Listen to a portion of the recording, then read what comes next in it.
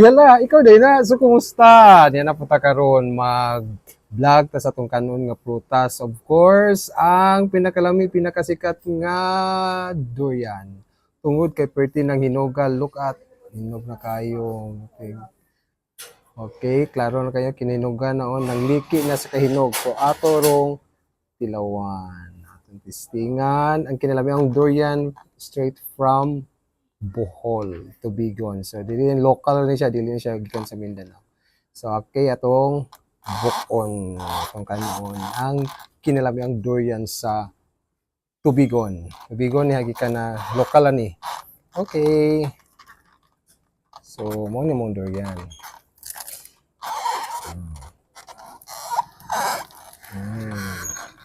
So, di ana ang kinalami ang durian from Tubigon, Bohol. Local ni siya, dili ni siya gikan sa Mindanao. So, atong tilawan.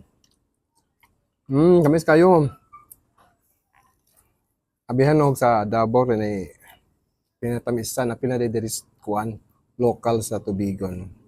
Tanawan ninyo, lami kayong durian from Tubigon. So, kabiin naman doon, pero okay ra, lami ka po ikaon og durian.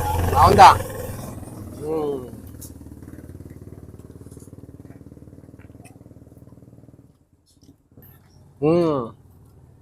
As in, kinalamian, durian. Local lang siya, Tubigon. Mahal ba ni? So, balag mahal kay lami kayo. Kinalaugan kay kuani.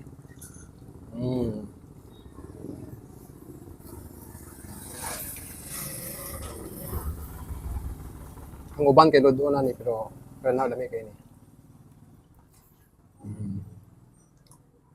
Salamat sa naghatag niya atong solid followers nga taga mga followers na to diha sa Bukirang Barangay Tubigon. So daghan salamat sa inyong gihatag nga durian, no?